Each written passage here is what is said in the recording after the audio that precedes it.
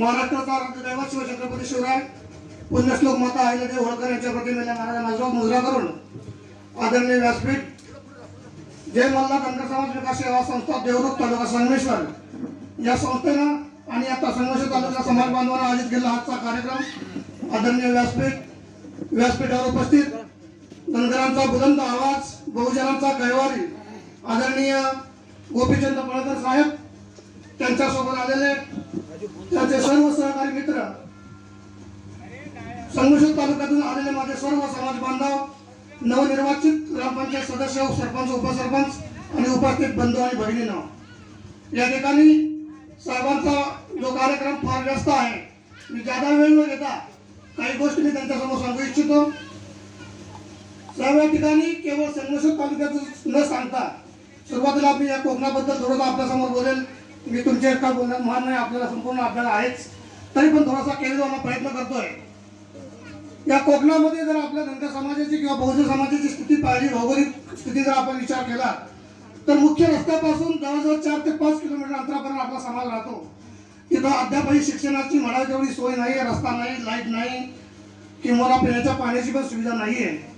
आज आपल्याला माहितीच आहे की जिल्हा नियोजनमध्ये एवढा निधी असताना सुद्धा या बहुजन समाजासाठी किंवा पर्यायी आपल्या धनगर समाजासाठी त्याचा वापर जेवढा म्हणावा तेवढा होत नाही। याला कारणीभूत कार्यावशी आपणच आहोत असंही म्हणावं लागेल, कारण आपण आपला पाहिजे तो उमेदवार आपण त्या ठिकाणी पाठवत नाही।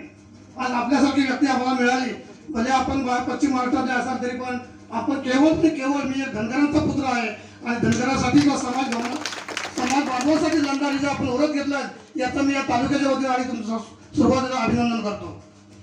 या ठिकाणी या रत्नागिरी जिल्ह्याचा विचार केला तर तांडा वस्ती सुधार योजना बऱ्यापैकी मंजूर झाली असं कळलं, परंतु अभ्यासामध्ये असं कळलं की फक्त त्याचा लाभ आतापर्यंत जिल्ह्यामध्ये 23 धनगरांना झाला, परंतु बाकीच्यांना तो मिळाला नाही।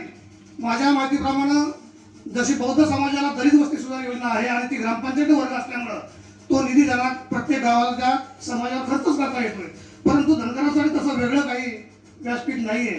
तर तांडा वस्ती सुधार योजना ही मंजुरीचा जो विषय आहे तो माझ्या माहितीप्रमाणे किंवा मला असं वाटतं की आपण विधान परिषदेत आवाज उठवून संबंधित ग्रामपंचायतीचा वर्ग करावा की त्याचा लाभ आपल्या सर्व समाज बांधवांना घेता येईल।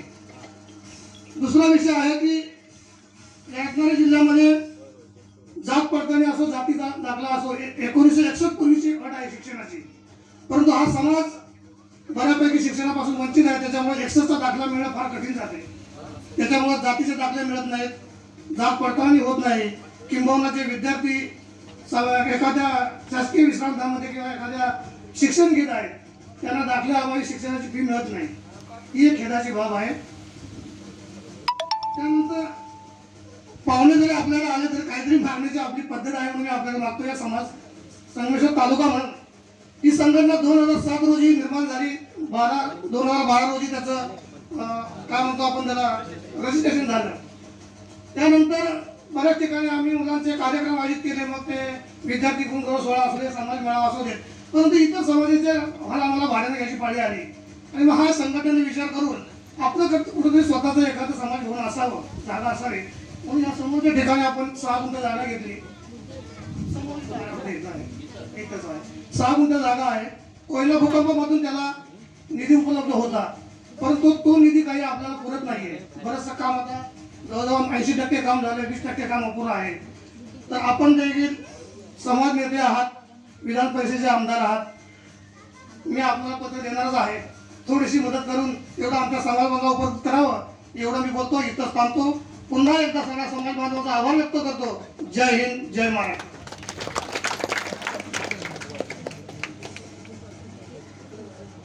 हॅलो, धन्यवाद शेळके साहेब। बोरगावचा राहण्यावाग